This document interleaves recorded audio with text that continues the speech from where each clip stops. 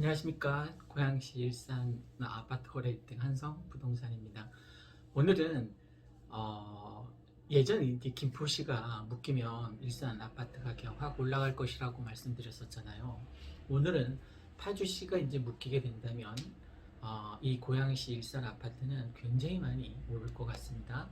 아까 제가 뉴스 보니까 김포시가 조정지역으로 묶이고 나서 37평대 이상 대형 평수에서 일산 아파트 1억이 올랐다고 합니다. 이 한 달도 안 되는 짧은 시간 동안. 그럼 김포가 묶여서 일산이 1억이 올랐는데 파주가 묶이면 어떨까요, 과연? 묶일지 안 묶일지 뭐 장담할 수는 없습니다만 묶일 가능성이 있으니까 이제 예측하다 보면 예측이 틀릴 수도 있지만 맞을 수도 있잖아요, 그죠? 그러니까 맞는 것을 대비해서 준비하는 게 훨씬 더 저는 맞다라고 봅니다. 지금 이 방송은 늘 말씀드리지만 무주택자를 대상으로 하는 거니까 뭐 투기 조장 이런 사고방식으로 접근하지 않았으면 좋겠습니다. 내가 아직까지 주택이 없어서 전세나 월세를 살고 있다면 제 생각을 참고해서 빨리 주거 안정을 꾀하셨으면 하는 마음에서 얘기를 드리는 거예요. 만약 이 방송을 지금 12월 딱 중순인데 이 방송을 보고 주택을 샀다. 그리고 나서 파주가 묶였다. 그럼 37평을 사면 1억이 오른다잖아요. 그죠? 한 달도 안 된 사이에. 그럼 내 자산 가치가 1억이 올라가면 얼마나 좋은 일입니까? 내가 1년에 1억을 벌 수 있어요? 2년에 1억을 벌 수 있어요? 보통 일반 직장인들이 중소기업 다니면서 1억 버는 게 10년 걸리는 일입니다. 10년. 10년 걸려도 1억을 벌까 말 거예요. 그러니까 제가 계속 높아심에 계속 말씀드리는 이유가 저는 이제 투자 마인드를 이렇게 돌아서면서 부동산 일을 하면서 투자자 마인드로 돌아서면서 올해 제 자산 가치 상승률이 굉장히 평생 살면서 가장 많았어요. 그러니까 3단지 지금 살고 있는 주택도 올랐겠죠. 3단지 전세 준 것도 올랐겠죠. 4단지 전세 준 것도 올랐겠죠. 5단지 전세 준 것도 올랐겠죠. 좀 넷째 다 올랐단 말이에요. 다 전부 다. 그러니까 저는 임대주택 사업자를 냈기 때문에 그냥 신경 안 쓰고 앞으로 아직 6년 더 신경 안 써도 된다고 했잖아요. 그리고 지금 사는 그 31평 아파트도 내가 이제 나중에 계약갱신 청구권 이제 4단지 그분이 이제 요청하시면 아주 저렴한 지금 3억 5천에 전세인 것 같은데 엄청 싸죠, 그죠? 지금 5억, 6억 사이니까. 그러니까 엄청 싸게 전세 있는 거니까 갱신을 요청하게 되면 이제 들어주게 될 거고 그러면 그분이 이제 뭐 앞으로 2년 조금 더 이제 잘 지내다가 이제 제가 갈아타게 하는데 도움을 주실 분이죠. 전 너무 감사해요, 솔직히. 그리고 지금 이렇게 보이는 여기 32평 지금 막 공사하고 있거든요. 겉에 외부 샤시를 다 뜯어냈어요. 이제 조금 이따 새 샤시로 쫙 하겠죠. 지금 우리가 살고 있는 거기 3단지처럼 진짜 요즘 외풍 없고 너무 좋아요. 샤시 좀 좋은 걸 했나 봐요. 음, 브랜드 모르겠는데 샤시를 하고 나서 엄청 따뜻해졌습니다. 지금 사는 집. 그래서 이 집도 이제 전세로 나가거든요. 싸게. 며칠 있으면 이제 들어오겠죠. 한 공사 기간이 일주 될라나? 잘 모르겠는데 어쨌든 오늘 뜯기 시작했으니까 뭐 다 하려면 일주일 정도 걸릴 것 같습니다. 그러면 이제 전세 계약하신 분이 그때 이제 싸게 또 저것도 전세를 꽤 오래전에 해서 계약을 오래전에 해서 엄청 싸게 들어오시는 겁니다. 지금 현재 형성되어 있는 가격보다.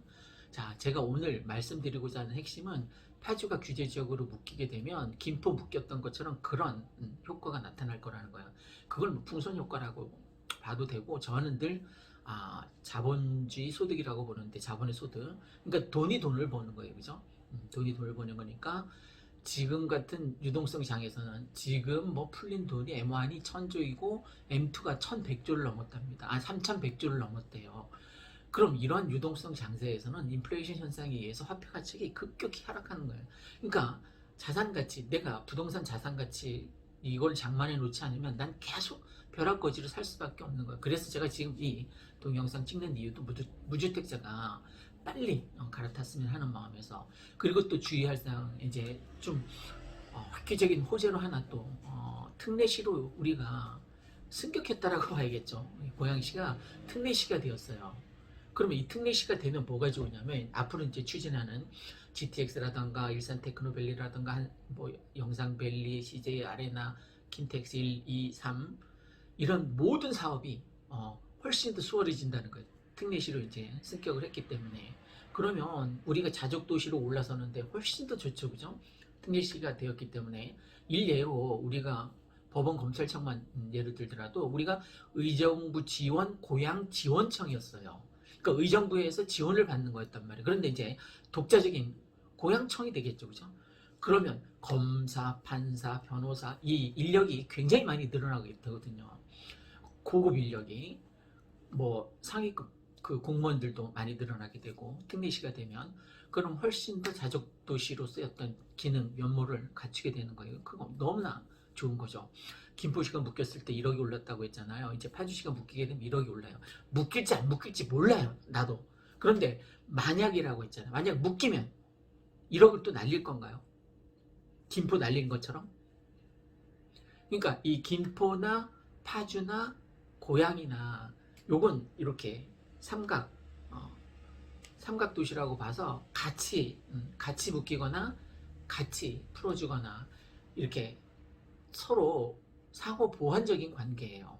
어느 게 하나 특출나게 확 뛰어난 건 아닌데 근데 만약 조건이 똑같아진다면 김포, 파주, 일산이 똑같아진다면 입지 여건이 가장 좋은 이 일산이 아무래도 더 수혜 지역이 되지 않을까 싶어서 말씀드리는 겁니다.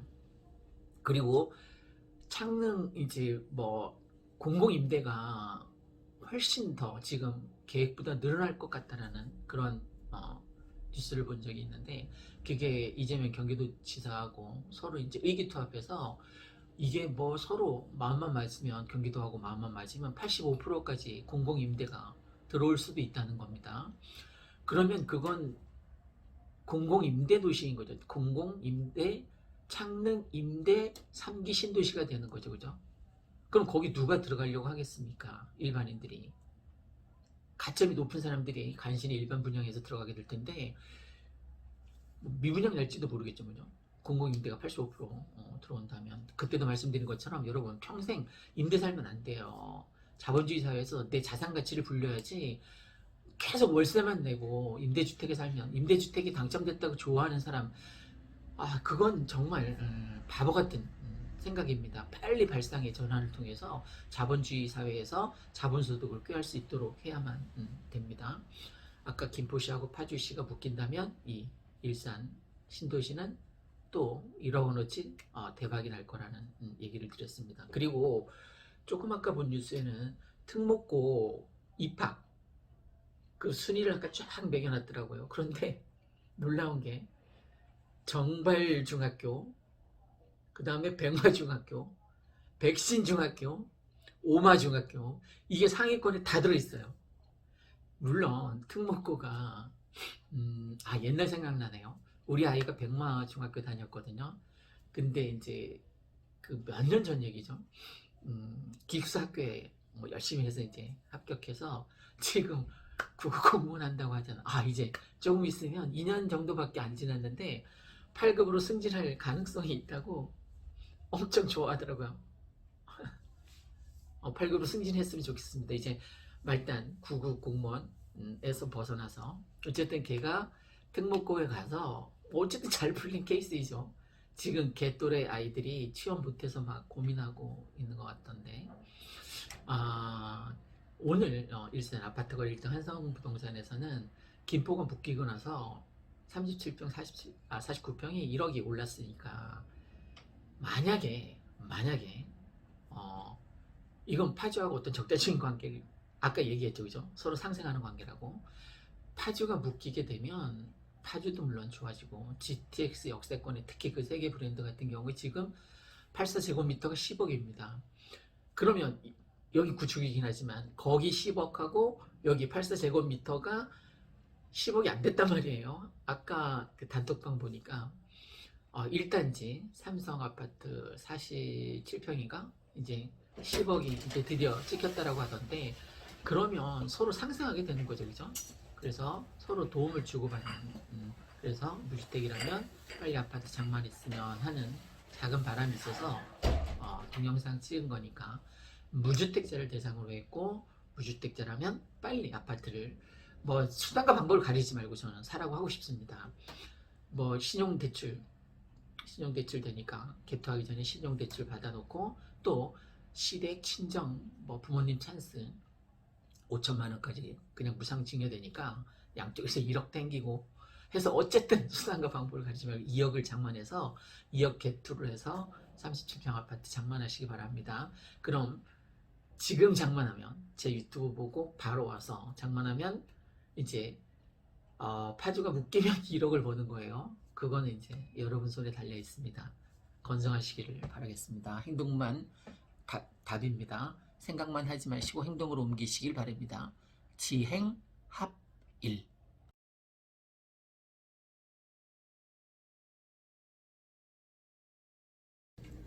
안녕하십니까. 일산 아파트 거래 1등 한성부동산입니다.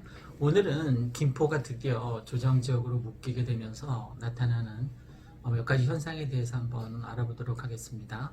김포가 드디어 투기 과열지구로 묶이면서 이제 조정지역이 되었습니다. 뭐 하루 자고 일어나면 뭐 몇 천씩 올랐다라고 하던데, 특히 그 역세권을 중심으로, 저도 지난주에 계약이 있어서 풍무역 근처에 갔었던 적이 있었는데, 저희가 그 3개월 전에 사줬거든요. 고객 베트남에서 직접 전화가 와서 그분한테 3개월 전에 사줬는데 30평대 초반입니다. 벌써 1억이 올랐더라고요. 근데 또 오늘 뉴스를 보니까 조정지역으로 묶이고 나서 1억이 떨어졌다라는 기사를 좀 전에 읽어봤습니다. 조정지역으로 묶이면서 여러 가지 제한 조건이 같이 따라오니까 아무래도 그와 또 유사한 뉴스로 김포 지역이 묶이면서 파주 지역이 또 뜨고 있다라는 얘기가 있습니다. 근데 파주도 이제 조정 지역으로 묶일 수도 있을 거라고 이제 예측한 사람들이 몇 있었는데, 조정 지역으로 묶이지 않았습니다. 조정 지역으로 묶이지 않은 이유가 있겠죠, 그죠? 투기 과열 현상이 거의 일어나지 않고 있다라는 겁니다. 그건 무슨 얘기냐면, 킨텍스 역의 그 3개 브랜드만 계속 줄기차게 오르고 있습니다. 파주 전역에 만약에 아파트 가격이 계속 치솟았으면 파주도 조정 대상 지역으로 이제 묶였을 텐데, 그 얘기는 뭐냐면 파주의 그 킨텍스역에 들어가서 살 사람, 더 나아가서 내가 만약에 그 GTX 역세권에서 매일 GTX를 타고 다닐 수 있는 사람에게는 정말 호재라고 볼 수 있겠죠. 그 얘기는 뭐냐면, 어느 정도 경제적인 자립이 되어야만 GTX를 그 비싼 요금을 내고 매일 서울까지 출퇴근할 수 있을 거 아닙니까, 그죠? 뭐 20번대 후반이면 갈 수 있다고 하니까, 그럼 어떤 사람이 파주 GTX 역에 들어가서 살아야 되냐면, 매일 GTX를 타고 서울권으로 출퇴근할 수 있는 경제적 여력이 있는 사람은 들어가도 됩니다. 근데 매일 내가 GTX를 타고 다닐 수 없다면 들어가면 안 되겠죠, 그죠? 역으로 말하면. 그게 곧 조정지역으로 묶이지 않은 큰 이유 중에 하나라고도 볼 수 있습니다. 그러면 지금 사람들이 어디에 많이 몰려오냐면, 김포가 이제 조정적으로 묶이고 나서 뭐 파주 운정도 좋지만 이 고양시, 특히 고양시, 일산, 동구, 백마마을 쪽에 많이 몰리는 것 같습니다. 여기는 뭐 사교육 학군도 좋고 공교육 학군도 다른 데에 비해서 뒤지지 않으니까 많은 사람들이 학군 보고 오는 것 같아요. 물론 1차적으로는 대곡 소사선 때문이겠죠.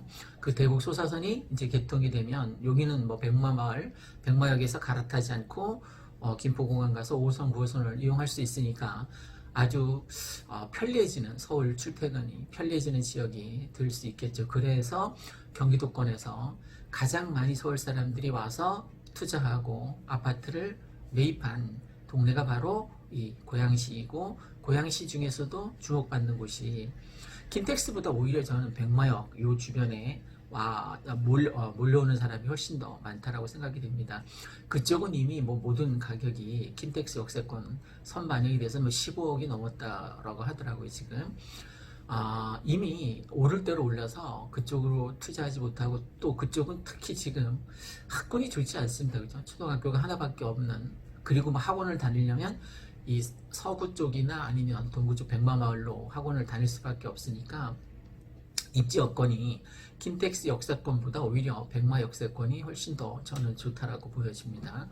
한간에는 이곳에 내가 오래 살았고 23년이나 살았고 이곳에서 이제 저는 아이들을 다 키웠는데, 물론 이곳에 학원을 많이 이용하기도 했고 제가 또 15년간 학원을 운영하기도 했고, 그래서 사교육 학군도 좋지만 공교육 학군도 고등학교 같은 경우에는 뭐 8개 학교가 있으니까 충분히 골라서 자기가 잘 맞는 곳에 갈 수 있다라는, 그러니까 공교육 사교육 학군도 다 좋아서 이곳에 몰려오는 것 같습니다. 그리고 이곳은 이제 뭐 학군이 좋아서 한번 들어오면 거의 고3 때까지는 거의 이사를 가지 않는 그런 성향을 보여주고 있습니다.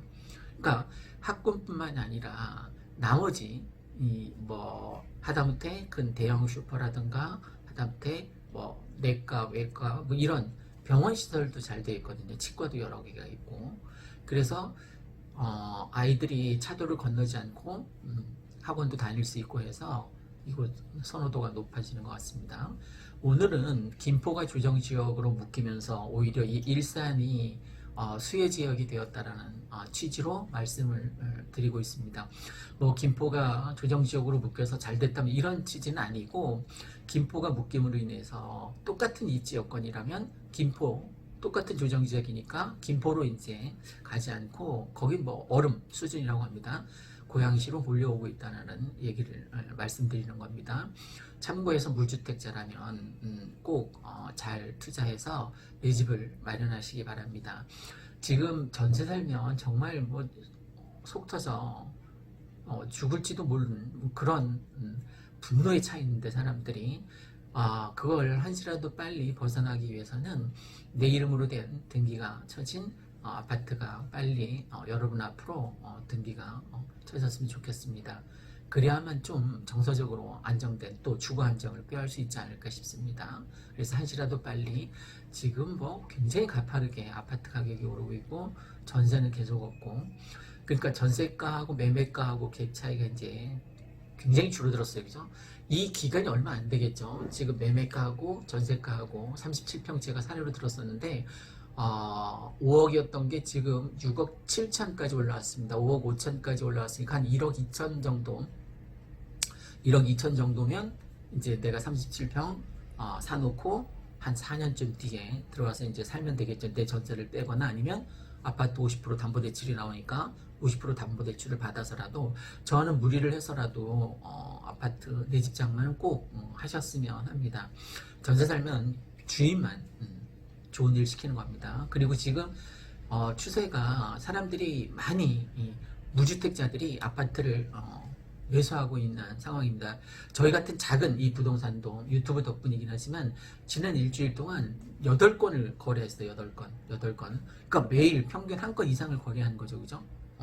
그러니까 그만큼 투자자들이 많이 몰려오고 있는 실정입니다. 그래서 혹시 내 집 마련의 기회를 생각하고 계신다면, 창릉 3기 신도시 사전 입주 뭐 그런 공공임대가 55%나 된다는 그 아파트를 사전 입주 1600가구에 목매달지 말고, 저는 구축이라도 이 백마마을에 사두면 훨씬 더 그것보다 수익률이 좋을 거라고 생각합니다. 물론 주관적인 예측이긴 합니다만, 어쨌든 지금 시장 분위기를 전달해 드렸고, 저도 뭐 사는 아파트 3단지에 있고 또 3단지, 4단지, 5단지에 전세를 주고 있습니다만, 저는 오히려 그 사람들이 너무 감사해요. 그분들 때문에 지금 아파트가 3단지, 4단지, 5단지 다 가격이 굉장히 많이 올랐잖아요. 그죠? 그러니까 저보다 훨씬 더 많이 투자하신 그 전세 세입자분 덕분에 제가 구매한 그 아파트들이 굉장히 많이 올랐단 말이에요. 그래서 저는 아파트 사두기를 37평하고 32평 올해 들어서 사두기를 정말 잘했다라고 혼자 생각하고 있습니다.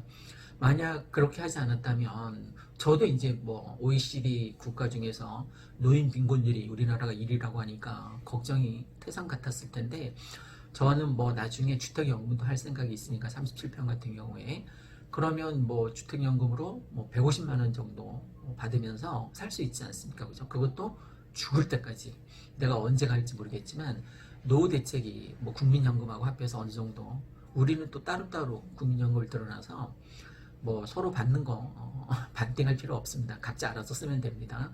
저보다 집사람이 더 많이 타는 것 같은데 어쨌든 노후 대책, 노후 대비를 위해서라도 저는 지금 기회가 뭐 매매가하고 전세가가 이렇게 좀 좁아들어서 서민들이 주택을 구입하기에 좋은 개투 시장이 열렸다는 이게 오래 가지 않습니다. 내년 초까지 아마 끝날 것 같아요. 왜 내년 초까지냐면 또 매매가가 여기 지금 6억 7천이라고 했죠. 37평이 이게 또 올라가는 7억? 7억이 뭐예요? 7억 5천까지 갈 거예요. 내년 초에. 예측이니까 틀릴 수도 있습니다. 그냥 다만 저는 무주택자라면 한시라도 빨리 사셨으면 하는 마음에서 말씀드리는 겁니다. 저한테 댓글로 뭐 투기 조장꾼 너 같은 뭐 어쩌고저쩌고 XX 하는데 그 사람 정신건강에는 전 더 걱정됩니다. 제가 하도 이렇게 욕하는 사람이 많아서 댓글 금지했다가 다시 풀었거든요. 사람들하고 소통하고 싶어서 그런 쌍욕하는 일이 없었으면 좋겠습니다. 저는 저한테 욕을 하면 제가 지우거나 반사를 합니다. 반사. 얼마 전에 술 마시다가 제가 교주라고 누가 놀리던데 전 반사라니까 나한테 쌍욕하면 그 쌍욕이 고스란히 그 악플 단 사람에게 돌아가니까 뭐 유념해서 악플 단지 않았으면 좋겠습니다. 저는 요즘 선한 가치관의 어떤 흐름 같은 것들을 정말 많이 깨닫고 있는데 내가 많이 이렇게 베풀잖아요. 그러면 나한테 분명히 좋은 일도 돌아옵니다. 제가 최근에 그 주말 농장에서 배추하고 물을 잔뜩 뽑아왔거든요. 그래서 이쪽 상가 사람들하고 탁구 치는 사람들만 다 나눠줬어요. 다. 김장은 이미 충분히 많이 있기 때문에 그러면 뭐 배추 한 포기, 무 하나가 뭐 그리 귀하겠습니까? 근데 그걸 받는 사람은 정말 고마워하더라고요. 그런 선한 영향력이 쌓이면 우리한테도 좋은 일이 생기는 거예요. 내가 이렇게 긍정적으로 삶을 사는데 나한테 안 좋은 일이 생길 일이 없잖아요. 그죠? 베풀면서 더불어 함께 아름다운 세상을 만들면서 살아가기 위해서 이 한성부동산은 최선을 다하고 있습니다.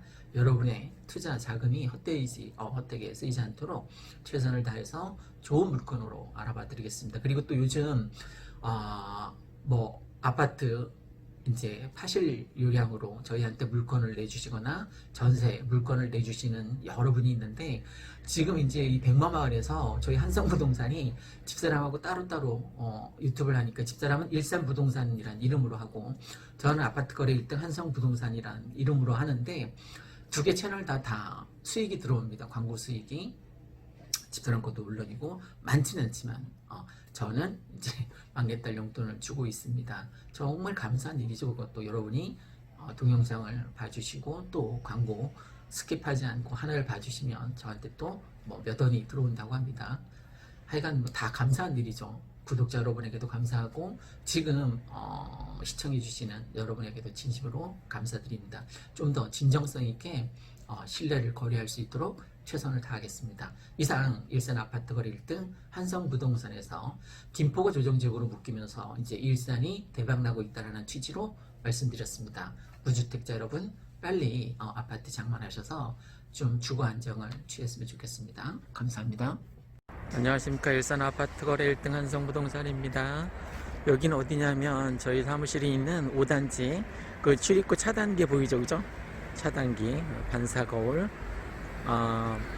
오늘 단풍 구경 나왔습니다. 5단지 앞에 단풍 내장산에 안 가도 될 만큼 단풍이 참 소담스럽게 잘 피어 있습니다. 바로 앞에 보세요. 이렇게 진짜 내장산 안 가도 되겠죠, 그죠? 단풍이 정말 예쁘게 피어 있습니다. 붉은색, 노란색 단풍 그 사이, 그러니까 단풍이 이렇게 주변에 지천으로 널려 있으니까 굳이 멀리 내장산까지 가지 않아도 될 만큼 단풍 구경 예쁘죠, 그죠? 꽃보다 더 예쁜 것 같습니다. 꽃을 책갈피에 보관하는 사람은 없잖아요, 그죠? 근데 예쁘게 물든 단풍은 책갈피에 꽂아서 오랫동안 추억으로 보관하는 사람도 있지 않습니까? 어쨌든 이 백마마을 5단지 단풍이 정말 예쁘게 피었습니다. 그 옆에 소나무도 있네요.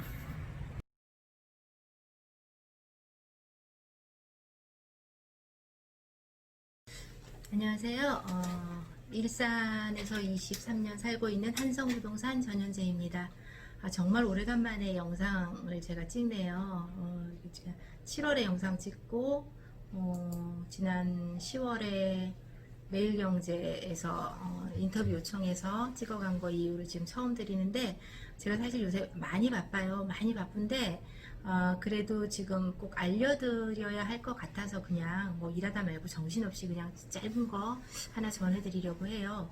오늘 김포가 규제지역으로 묶였죠. 그 김포가 규제지역으로 되면서 일산은 어떤 영향을 미칠까 좀 전해드려야 되는데, 그동안 일산이 김포가 규제지역이 되기 이전에 파주와 김포가 조정이 아니었을 때 비규제 지역이고 일산이 조정 지역이었을 때 분위기는 지난 6.17 이후에 거래할 수 있는 물건이 별로 많지 않아서 거래량이 많이 줄었고 갭투를 취득 중과 때문에 할 수 없는 상황이었기 때문에 투자자들의 이제 어쨌든 거래가 좀 멈춤이어서 거래량은 굉장히 많이 줄었어요. 그럼에도 불구하고 이제 새로 거래되는 거는 여전히 신고가를 찍는 이런 상황이었어요. 그런데 지금 김포가 이제 묶인다는 기사가 이제 뉴스에 이렇게 묶일 거다라는 이제 얘기가 돌면서부터 지난주하고 이번 주 같은 경우에는 그 거래할 수 있는 물건 자체가 별로 없음에도 불구하고 문의가 너무 많아서 아무것도 할 수 없을 정도로 문의가 많아요. 그래서 지금 뭐 오늘 같은 경우에도 뭐 안산에서 집을 보겠다고 몇 개 이제 찜하고 오셨는데 거래가 됐거나 아니면 뭐 물건을 접으셔가지고 차를 돌려서 돌아가시고, 어제 제가 이제 괜찮은 물건들의 리스트를 드렸는데 그 중에 오늘 아침에 점검하니까 3개가 벌써 빠지고 뭐 상황이 거의 이런 정도의 상황이에요. 지금 이제 분위기가 조금 그래서 이걸 뭐 매수하실지 매도하실지에 대한 분위기를 이제 좀 점검하시라고 이 얘기를 드리는 거고요. 제가 과하게 물건을 빼서 막 무조건 거래를 엮고 저는 그런 거 하고 싶진 않아요. 그래서 매도하시고자 하는 분들도 이 분위기를 아셔야 제값받기를 하실 수 있을 것 같고, 매수하시려고 하는 분들도 이 분위기를 아셔야 적정 시기에 매수를 들어갈 수 있을 거라고 생각이 돼요. 그래서 전해드리는 거고요. 지금 현재 제가 느낀 동향은 일산 동구와 서구가 이제 조금 이제 얘기가 제가 너무 급하게 찍어서 좀 장황한 면은 있는데, 일산을 같이 보는 게 사실 되게 중요한데 동구와 서구의 약간 선행 거래가 지수가 조금은 다르게 움직여서 높은 거래가를 찍는 게 서구가 먼저 진행되는 거를 우리가 이제 뭐 실거래로 보면 확인할 수 있어요. 그런데 그거는 뭐 유튜브를 하시는, 저도 유튜브를 하고 있지만 유튜브를 하시는 많은 분들이 일산에 학원가 그러면 후곡 학원가를 얘기하고 일산 그러면 일산역을 얘기하시는 그런 방송의 요인이 좀 하나 있다고 생각하고요. 일산 서구 같은 경우에는 인천 2호선의 호재가 있는데 그거는 사실 지금 그 호재가 반영될 수 있는 시기는 사실은 아니에요. 그거는 일산 킨텍스를 지나서 일산역까지 오는 중앙공원을 뚫어서 만들어져야 되는 노선이기 때문에 그거는 언제일지 모르는, 아직은 기약이 없는 건데 그런 걸로 해서 약간 선반영이 돼서 부풀려져 있는 게 좀 있다라는 생각이 들어서 서구가 먼저 거래를 찍는 것들은 그런 여러 가지 영향이라고 생각해요. 제가 동구를 추천을 한다거나 서구를 추천한다거나 이런 생각은 없고요. 우선 서구 같은 경우에는 48평이 9억에서 100만 원 모자라는 이제 9억이라고 보시면 되겠죠. 이렇게 실제 거래가 일어났고, 동구 같은 경우에 지금 48평이 8억 5천에 거래가 됐어요. 백마마을이. 근데 그런 것들은 우리가 뭐 대곡 소사선이 개통이 되거나 좀 더 그 향후로 GTX A 노선이 개통이 되는 상황이 되면 뭐 같이 일산이 같이 갈 걸로 보여져요. GTX 대곡 소사선이 지금 정부에서 내년 하반기라고 했는데 김포공항의 작업이 조금 더 지연될 수 있다라고 해서 제가 생각하는 건 후년 상반기를 보고 있고요. GTX A 노선은 2023년 12월이라고 했는데 그것도 조금 뭐 이러저러한 문제를 감안하면 2025년이 될 거라고 예상을 하고 있어요. 그리고 일산은 2025년이 되면 비로소 30년 연한이 넘어가는 거죠. 지금 같은 분위기로 가격이 계속 업데이트가 되면 조금 있으면 그 GTX 개통 전 정도가 되면 리모델링 시범단지 같은 것들이 충분히 선정될 수 있을 것이라고 보여집니다.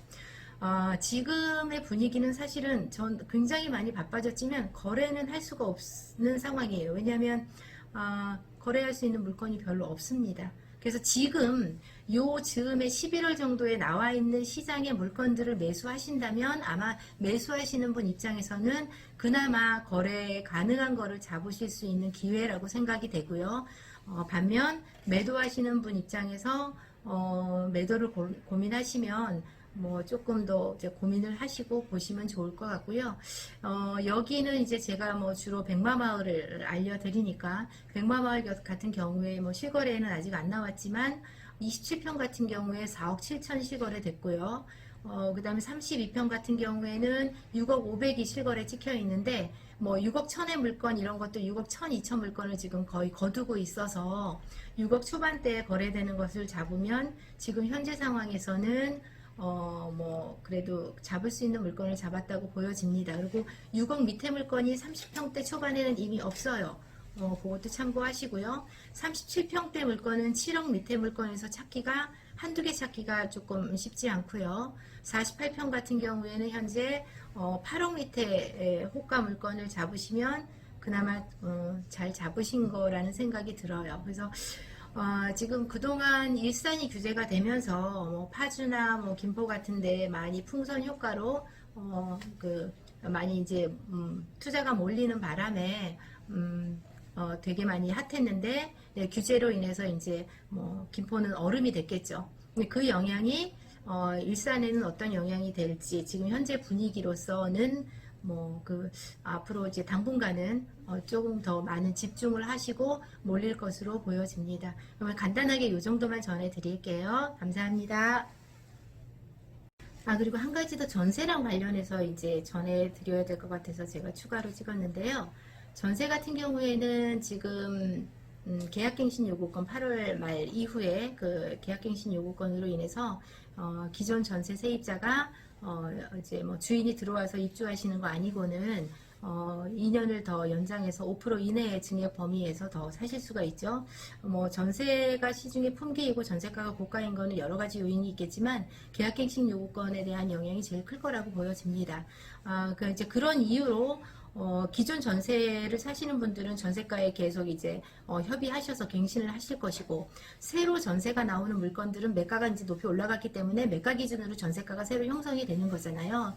그래서 어떤 현상이 일어나냐면 지금은 뭐 물론 다주택인 경우에 취득 증가가 있지만 어쨌든 취득 증가에서 벗어나거나 뭐 이럴 수 있는 상황에서는 오히려 작년 그 이맘때 이제 그 일산의 거래가 시작되는 그 즈음처럼 투자금이 오히려 적게 들어가는 투자를 하실 수가 있는 시장이 돼버린 거죠. 기존 전세가의 현재 매가는 올라가서 필요한 금액의 갭이 이제 좀 많이 필요했다라고 치면 정상 물건 같은 경우에 입주 가능한 물건들은 우리가 뭐 정상으로 입주를 해서 주인이 사시는 경우도 있고 내가 들어오는 게 1, 2년 있다가 들어오는 경우여서 우선 세를 놔야 된다라고 하는 경우에는 높아진 매매가에 높아진 전세가로 우선 매수를 하시게 되니까 갭의 금액이 작아진 거예요. 그리고 또 하나는 이제 6.17 이후에 갭으로 투자하는 취득 증가 때문에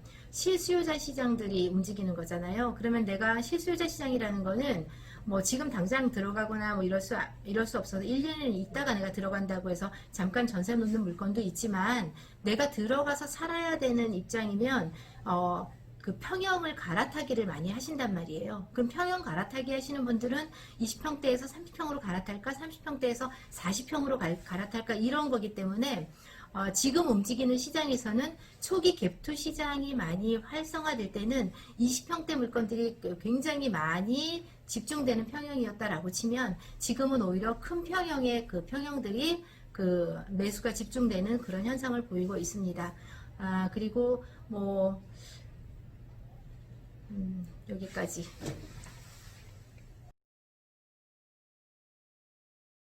안녕하십니까. 일산 아파트 거래 1등 한성부동산입니다. 여기는 어디냐면 저희 사무실이 있는 5단지 그 출입구 차단기 보이죠, 그죠? 차단기 반사 거울. 오늘 단풍 구경 나왔습니다. 5단지 앞에 단풍 내장산에 안 가도 될 만큼 단풍이 참 소담스럽게 잘 피어 있습니다. 바로 앞에 보세요. 이렇게 진짜 내장산 안 가도 되겠죠, 그죠? 단풍이 정말 예쁘게 피어 있습니다. 붉은색, 노란색 단풍 그 사이, 그러니까 단풍이 이렇게 주변에 지천으로 널려 있으니까 굳이 멀리 내장산까지 가지 않아도 될 만큼 단풍 구경 예쁘죠, 그죠? 꽃보다 더 예쁜 것 같습니다. 꽃을 책갈피에 보관하는 사람은 없잖아요, 그죠? 근데 예쁘게 물든 단풍은 책갈피에 꽂아서 오랫동안 추억으로 보관하는 사람도 있지 않습니까? 어쨌든 이 백마마을 5단지 단풍이 정말 예쁘게 피었습니다. 그 옆에 소나무도 있네요.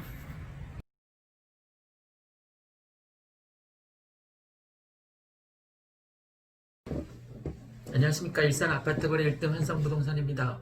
오늘은 김포가 조정지역으로 묶였기 때문에 그 수혜 지역으로 파주가 첫 번째로 손꼽히고 두 번째로 이 일산에도 많이 몰려오고 있다는 세 번째 얘기로 엮어보겠습니다. 참, 좀 전에 제가 그 댓글을 봤더니 이 투기 조장구나 뭐 어쩌고저쩌고 써놨던데 전 투기를 조장할 생각 전혀 없습니다. 그리고 지금 일가구를 갖고 있는 사람은 또 아파트 살 수 있습니까? 살 수 없어요. 투기를 할 수가 없다고요. 그러니까 제가 투기 조장꾼이 될 수도 없고, 제가 누차 이 동영상 콘텐츠 만들 때마다 이 동영상 콘텐츠 제작의 대상은 무주택자를 대상으로 한다는 것을 누차 수십 번 얘기했어요. 그러니까 투기 조장이 될 수 없다. 전 투자를 권하는 거예요. 투자를. 여러분, 아파트가 나한테 한 채가 있으면 아파트 한 채를 더 살 수가 없어요. 사는 그런 바보 멍청한 놈이 있습니까? 사면 자기 손해인데 자기 자산 다 날라가는데 그런 멍청한 놈이 어디 있습니까? 뭐 1주택자 이상이면 더 이상 아파트를 살 수가 없어요. 그러니까 투기 자체를 할 수가 없다고요. 지금 남은 시장은 실수요 시장이고 투자 시장입니다. 투자 시장. 그러니까 제발 저한테 투기꾼이라고 자꾸 댓글로 욕하지 않았으면 좋겠습니다. 반사하겠습니다. 자, 그러면 제가 왜 김포가 조정지역으로 묶이고 이 일산에 투자해야 되는지 제 사례를 한번 솔직하게 얘기를 해보겠습니다. 뭐 사촌이 땅을 사면 배 아프고 뭐 이런 얘기도 있는데 뭐 저하고 사촌지간은 아니니까, 자, 왜 투자를 해야 되는지, 무주택자라면 왜 빨리 하루빨리 아파트 등기를 쳐야 되는지 제가 올해 두 채를 투자했다라고 했잖아요. 하나는 37평에 했습니다. 4단지. 하나는 32평 5단지에 했습니다. 물론 지금 전세 들어서 사시는 분 너무 감사하고 고맙고, 이제 뭐 샤시까지 다 깨끗하게 아주 인테리어를 잘 해서 전세 오시는 분에게 너무 감사하니까 그렇게 할 예정입니다. 며칠 있다가. 그 32평 같은 경우에. 근데 그게 얼마나 올랐냐면 그 37평이 5억에서 7억으로 됐고요. 4억 5천에서 지금 6억이 됐습니다. 하나는 2억이 올랐고 하나는 1억 5천이 올랐습니다. 3억 5천이 오른 거죠, 그죠? 그 일반 직장인들이 열심히 가서 근로소득해서 야근까지 해서 뭐 이 몇 개월 사이에 3억 5천을 벌 수 있습니까? 불가능하죠. 또 한간에 또 이런 얘기가 있습니다. 야, 그거 나중에 양도소득세 내고 나면 그 뭐 개털인데 그렇게 얘기하시는 분이 있는데 전 양도소득세 낼 의사가 전혀 없습니다. 왜? 지금 일시적인 제가 조정지역 전에 샀기 때문에 일시적인 1가구 2주택이라서 3년 이내 지금 2년 한 6개월 이내 팔면 되는 거예요. 2년 5개월 이내 팔면 되는 거예요. 그러니까 이제 소사선 들어오고 나면 굉장히 많이 올라 있겠죠. 그때 파는 거죠. 비조정 지역 때 샀으니까 3년 이내 팔면 되니까. 그리고 임대사업자이니까 임대주택 그 3단지 그거는 지금 신경 안 써도 돼요. 지금 8년짜리니까 6년 뒤까지 그냥 내버려두면 됩니다. 그 전세 알아서 잘 살겠죠, 누군가가. 지금 사시는 분도 있고. 내가 사는 아파트는 그냥 거기 살다가 뭐 이제 2년 6개월 정도 뒤에 이제 어쩔 수 없이 이제 팔게 될 수 있을 것 같아요. 팔지 않았으면 좋겠는데 아파트는 갈아타기 아니면 파는 게 아니라고 하니까 갈아타기니까 더 좋은 평수로 갈아타기 하는 거니까 저는 뭐 31평에서 37평으로 갈아타기 하는 거니까 잘 하는 거죠. 어쨌든 제가 여러분 뭐 열받으라고 하는 얘기가 아니라 올해 37평이 2억이 올랐고 2억 얼마 전까지 제가 1억 올랐다 했고 1억 5천 올랐다고 했고 1억 8천 올랐다고 했고 지금 며칠 되지도 않았는데 2억이 올랐어요. 지금 7억 이하에 물건이 없어요. 지금 우리 같은 경우에는 우리 한성부동산 같은 경우에는 지난주 7, 8일 동안 9건을 거래했습니다. 그러니까 우리가 물건이 있으면 굉장히 빨리 소진시킬 수가 있는데 물건이 없어요. 그러니까 투자하겠다라고 자기 자녀분 이름으로 요즘은 뭐 실소유자 위주이니까 자녀분 이름으로 투자하겠다라고 하는 사람이 꽤 많았는데 물건이 투자할 수 있는 물건이 없으니까 거래를 못하고 어제도 왔다가 다시 뭐 돌아가고 아침에도 문자 메시지 받았는데 뭐 6천 개투 물건이냐고 문자 메시지 받았는데 없어요. 6천으로 이제 투자할 수 있는 물건 자체가 없는 거예요. 뭐 3단지 16평, 17평도 그 가격으로는 안 되는 거예요. 16평도 이제 6천으로는 개투로는 불가능해졌습니다.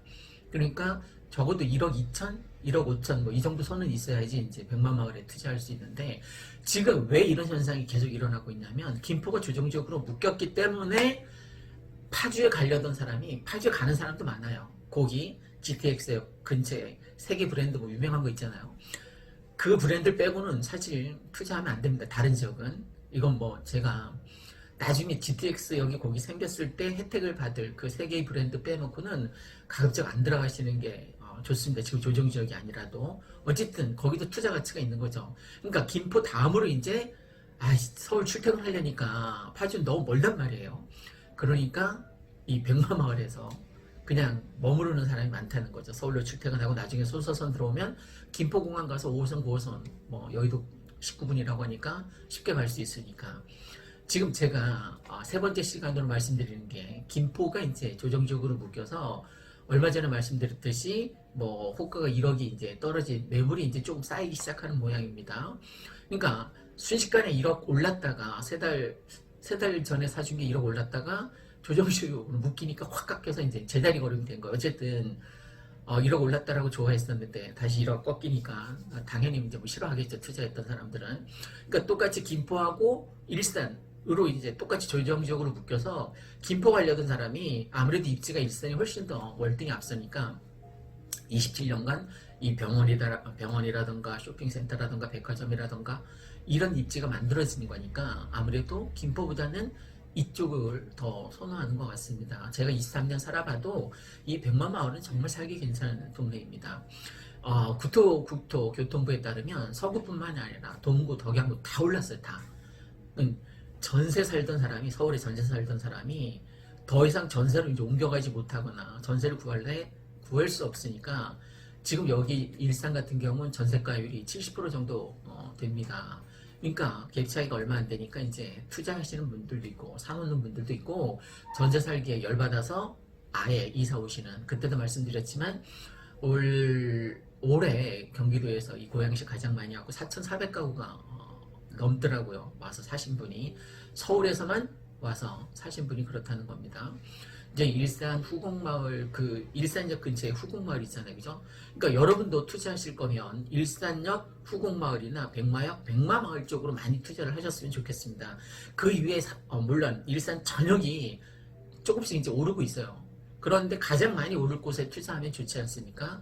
킨텍스역이 가장 많이 오를 텐데 이미 너무 많이 효과가 반영이 돼서 15억 한단 말이에요. 그러니까 그건 살 수 없잖아요, 그죠? 그러니까 두 번째로 더 많이 오를 곳. 그러니까 백마역이나 일산역 근처에 백마마을, 일산 후곡마을 쪽에 투자하시는 게 좋다라는 거죠. 이미 후곡마을도 오를 대로 굉장히 많이 올랐습니다. 지난주에 뭐 재미있는 영상 보니까 그 덕이동에 김현미 국토부 장관께서 사시는 그 하이파크 아파트, 그 아파트 야 아직도 4억대이다 뭐 이렇게 얘기를 했다고 하는데 실제 자기가 사는 평수는 아닙니다. 그보다 더 작은 평수인데 아직도 우리 동네 5억이면 살 수 있는 아파트 있다라고 얘기를 했는데 그때 마침 4억 9천만 원이 실거래가가 찍혔어요. 84제곱미터가. 그러니까 틀린 얘기를 한 건 아니에요. 자기 집 얘기를 한 건 아니지만 물론 지금 노이즈 마케팅이 일어나고 나서 5억 중반대에서 계약이 되고 있고 실제 호가는 6억 넘었습니다. 그러니까 김현미 국토부 장관께서 한마디 거들었더니 뭐 막 오른 거예요, 그 동네가. 근데 좀 전에도 말씀드렸지만 덕이동에 투자하시는 것보다 김현미 장관께서 사시는 그 하이파크 아파트보다는 일산이 백마 4단지, 5단지, 1, 2, 3, 4, 5, 6단지가 월등히 좋습니다. 그 지금까지 상승률 놓고 보면 덕이동에 뭐 2배 정도 된다라고 볼 수 있어요. 그러니까 제가 계속 누차 백마마을에 투자하라고 권장하는 이유가 거기에 있습니다. 그리고 이 동영상 컨텐츠는 무주택자를 대상으로 하는 거니까 야 이렇게 올랐는데 아파트 사라고 권장하는 넌 참 돌다가리 아니냐 이렇게 보실 수도 있는데 제가 17년부터 사라고 했습니다. 사람들은 아파트 가격이 오르고 내리고가 5대 5인지 알아요? 아니에요. 50대 50이 아니라 95대 5예요. 95가 오르고 5%가 떨어졌어요. 5%가 떨어진 게 바로 IMF하고 리먼 사태. 그 두 가지가 이제 대표적인데, 그럼 앞으로 아파트가 떨어지려면 IMF가 다시 오거나 리먼 사태가 다시 와야죠, 그죠? 중차대한 일인데.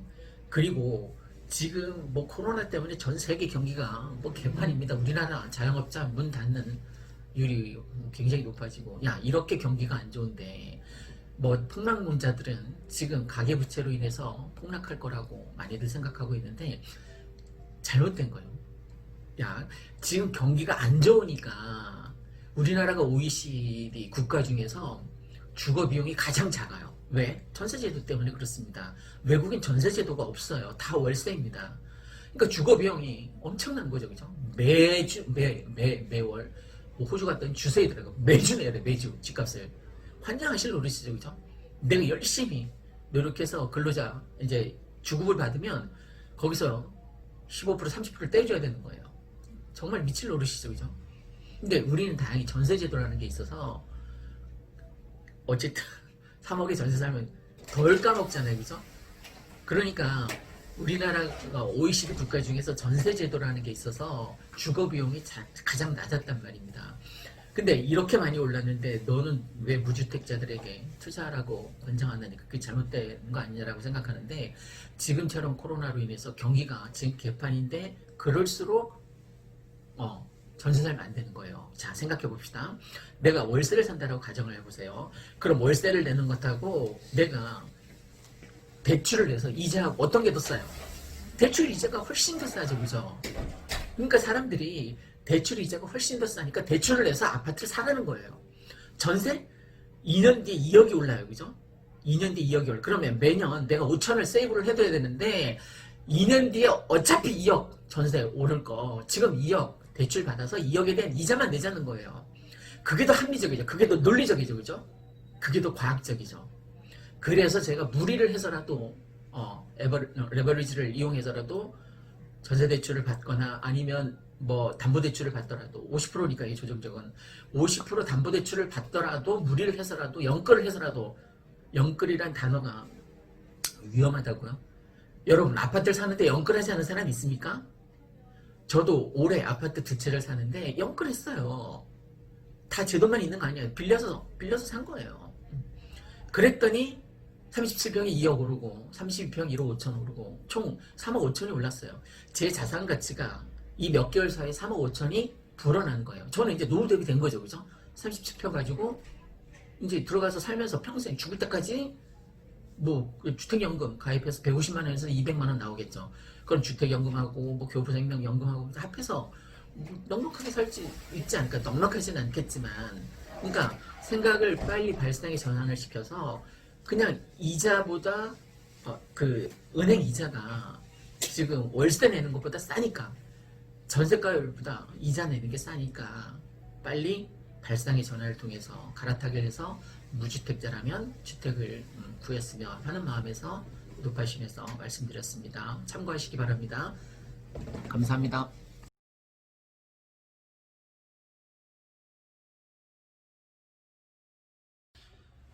안녕하십니까. 일산 아파트 거래 1등 한성부동산입니다. 오늘은 뭐 투기를 조장하는 그런 방송하고 전혀 상관없으니까, 사실 이 시장 자체가 실수요자 시장이기 때문에 투기 자체를 할 수 없습니다. 오해하시지 말고, 이 방송은 늘 말씀드리지만 무주택자, 특히 2030 세대를 대상으로 말씀을 드리고 싶습니다. 보통 평균 수명이 뭐 89에서 90 정도, 이제 90 정도 되니까 이제 돈을 벌기 위해서 30년을 준비하고, 그 다음에 이제 30년간 일을 합니다. 60에 이제 정년퇴직을 하니까. 그리고 나머지 30년은 30년 동안 벌어놓은 돈을 이제 까먹고 이제 살게 되겠죠. 무엇하고 연결이 되냐면 노후 대비하고 연결이 되는 겁니다.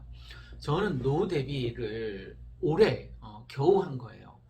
보통 30에서 60 요 사이에 노후 대비를 다 끝내놔야만 60에서부터 나중에 이제 생명이 다하는 날까지 그 자본으로 이제 살게 되니까 천만다행인 거죠. 저는 올해 노후 대비를 안 해놨으면 정말 폐지 주면서 살았겠죠. 그러니까 어떤 노후 대비가 되어 있냐면, 제가 지금 31평에 살고 있습니다. 그런데 2월 달에 37평을 구했어요. 그죠? 이제 투자를 한 거죠. 전세 끼고, 전세가 3억 5천이었나? 그래서 5억 정도 되는 37평 아파트를 투자를 했습니다. 그게 지금 7억 5천이 됐어요. 2억 5천이 오른 거죠. 그죠? 2억 5천 내 자산 가치가 올라간 거죠. 저는 나중에 31평 3단지에서 이제 4단지로 이사를 오게 되겠죠. 3년 이내 비조정 지역이었을 때 샀으니까 3년 이내 팔아야 되니까 한 2년 6개월, 2년 5개월 뒤에 이제 팔면 될 것 같습니다. 팔고 이제 이사 오면 되니까. 지금 7억 5천 선에서 가격이 형성되어 있는데, 이게 나중에 얼마까지 오를까요? 저는 뭐 천정부지로 올라서 나중에 13억, 14억까지 올라가게 되면 제가 이제 주택연금에 가입해야지 라는 생각을 갖고 있습니다. 보통 만 55세 이상이면 주택연금, 둘 중에 부부 중에 한 명이라도 55세 이상이면 주택연금 가입할 수 있습니다. 주택을 담보로 이제 평생 연금을 받아서 사는 거죠. 그러면 제가 37평 그걸 주택연금에 이제 가입하면 13억, 14억 되었을 때 저한테 매달 200만 원 넘게 이제 연금이 나오겠죠. 그죠? 그러면 우리 부부는 각자 국민연금 들어있으니까 그거하고 교보 생명에 들어둔 연금하고 또 매달 나오는 그 주택연금하고 합해서 이제 폐지 안 지어도 먹고 살 수 있지 않습니까? 그런데 얼마 전에 몇 달 전에 또 32평을 무리를 해서 또 산 거예요. 영끌을 해서. 아파트 사는데 뭐 다들 영끌해서 사지 않습니까? 근데 그게 또 1억 5천 오른 거예요. 그러면 올해 제 자산 가치가 4억 정도가 오른 거죠. 그죠? 제가 직장 다니면서 4억을 1년 내에 번 적이 없어요. 벌 수도 없었을 뿐더러. 그러면 내 자산 가치가 4억이 증가했으니까 이 증가된 4억으로 이제 노후 대비를 하면 되는 거죠. 그죠? 아까 말씀드린 것처럼 주택연금에 가입해서 들면 되니까. 자, 2030 세대가 지금 패닉 가행하고 있다고 합니다. 30대가 무려 40% 가까이 아파트를 전 세대에 비해서 이제 40% 가까이, 그 다음에 이제 10대도 막 이제 뛰어들기도 하고 20대도 막 뛰어들었습니다. 뭐 분양권 기다렸다가는 도저히 뭐 가점이 안 돼서 분양받을 여건이 안 되니까 그냥 지르는 거예요. 대부분 사람들은 8, 90%가 그냥 생각만 하다가 마는 거예요. 아, 이러다 이생진망이라고 하던데 이번 생에 집사기는 다 망했다라고 생각하는데 그렇지 않습니다. 월급 타서는 월급을 모아서는 집을 살 수 없어요. 맞아요. 내가 연봉이 몇 억이 되든 상관이 없습니다. 몇 억이 되는 것도 힘들지만 보통 뭐 3천, 4천 이 정도이지 않습니까? 그러면 연봉 3천, 4천으로는 생활비 쓰기 빠듯해요. 내가 더군다나 가장이다. 그럼 가정 생계를 위해서 다 쓰고 한 푼도 안 남아요. 저축을 해서 집을 사겠다는 것은 거의 불가능에 가깝습니다. 그럼 어떻게 해야 되느냐? 무리를 해서라도 뭐 신용대출 9,900 나오잖아요. 그냥 9,900하고 지금 전세 사는 게 있다면 그 전세를 월세로 돌리고 사면 좋은데 그게 여의치 않으면 이제 그건 두고 이제 엄마 아빠 찬스를 쓰는 거에 5천 정도 무상증여를 받을 수 있으니까 뭐 1억 5천 정도 마련을 해서 아파트 사두는 거예요. 전세 끼고. 내가 전세에 3억 5천에 들어있는 집을 5억짜리 이제 집을 산다라고 가정을 해봅시다. 그럼 1억 5천 신용대출하고 엄마 찬스를 써서 1억 5천 이제 투자를 해서 3억 5천 전세 낀 5억짜리 물건을 사두면 3억 5천 전세에 대한 이자를 냅니까? 한 푼도 안 내잖아요. 그죠? 얼마나 괜찮은 절호의 찬스인 거죠. 20대에 내가 70만 원 이상 월 수익이 된다면 세대 분리해서 이제 아파트를 투자할 수 있거든요. 그러면 20대 내 직장인이고 70만 원 이상 번다면 알바해도 상관없어. 알바해서 어쨌든 70만 원 이상 징빙소득을 낼 수 있으면 저는 아파트 투자하라고 말하고 싶습니다. 들어와서 살 수는 없어요. 뭐 전세 끼고 사면 대출이 안 되니까. 그럼 지금 5억짜리 집을 1억 5천 투자해서 무리를 해서 샀잖아요. 나 이제 이자만 내면 되는 거니까 1억 정도에 대한 이자만 내면 되니까 요즘 이율이 엄청 싸잖아요. 그죠? 3% 정도 되나? 어쨌든 그러면 내가 1억 5천을 저금해 놓는 것보다 죄송합니다. 또 전화가 와서 1억 5천 정도 저금을 하면 2% 정도 근데 2% 정도 이자가 나온다고 해도 실지 인플레이션 현상에 의해서 빵원인 거죠. 그죠?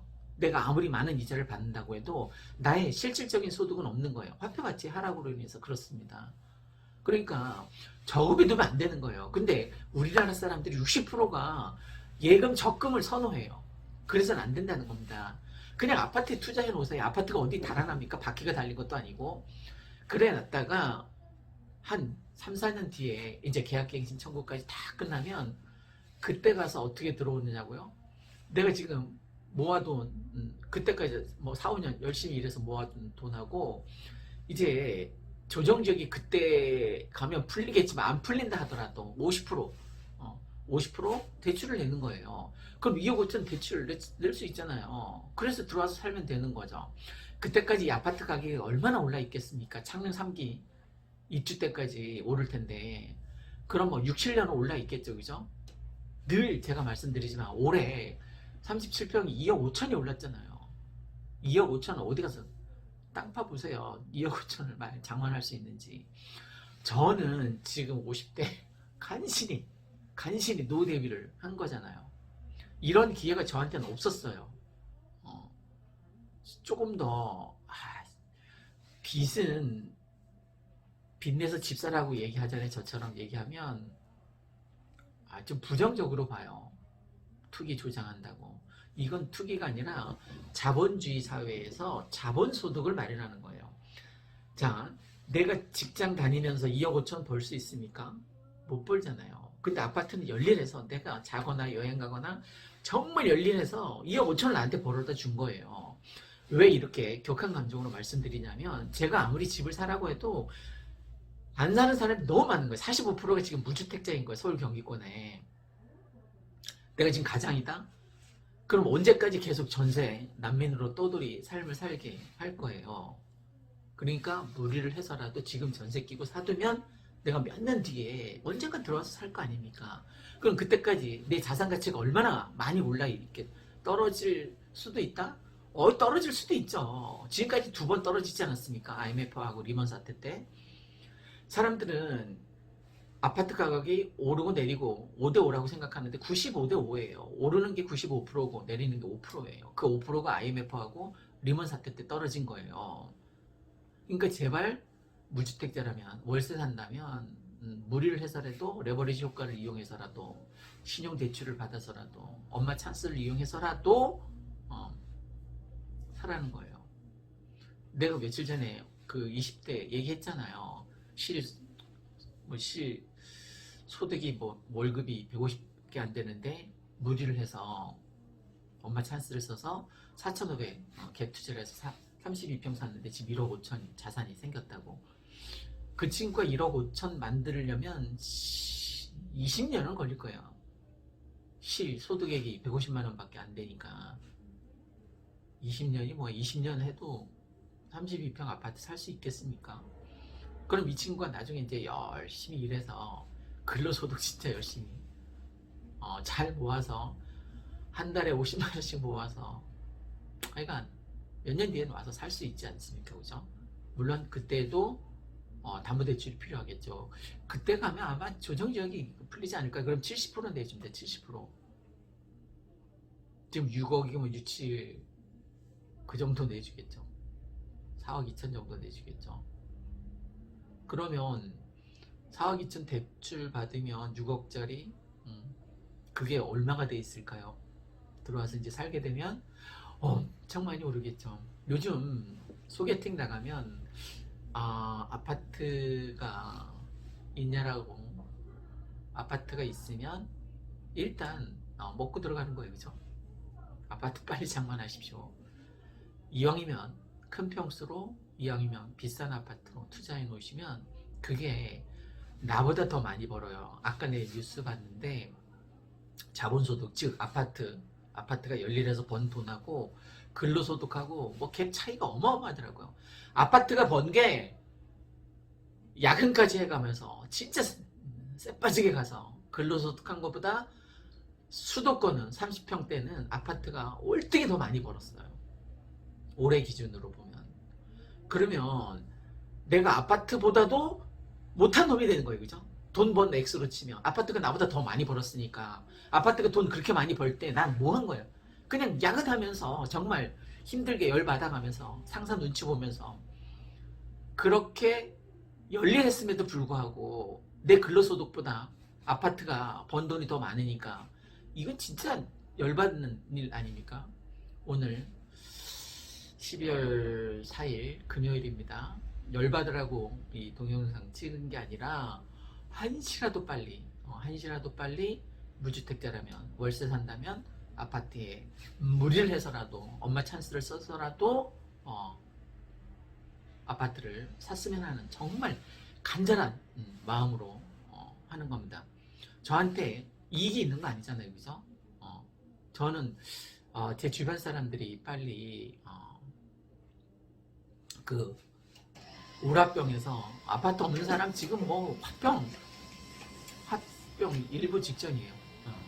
자 이제 교통사고로 예를 들어보겠습니다. 내가 접촉사고가 났어요. 그래서 내가 몸을 좀 다쳤어요. 그러면 그 상황에서 하필 왜 나한테 접촉사고가 일어나서 팔 부러졌냐고 하소연만 하고 있을 거냐는 거예요. 빨리 가서 치료를 받아야겠죠. 그죠? 빨리 가서 치료를 받는 게 급선무예요. 그러니까 빨리 가서 아파트 사는 게 오늘 저녁에 가서 사는 게 12월 4일이니까 12월 5일 내일 근무하는 날입니다.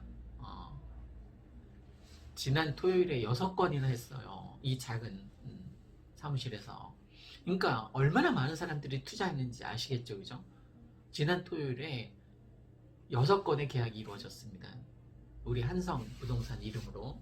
어쨌든 아파트를 빨리 장만했으면 하는 마음에서 높아지면서 저는 50대 후반에 노후 대비를 끝냈습니다. 여러분도 노후 대비를 20대, 30대에 하시기 바랍니다. 이상 일산 아파트 거래 1등 한성 부동산이었습니다.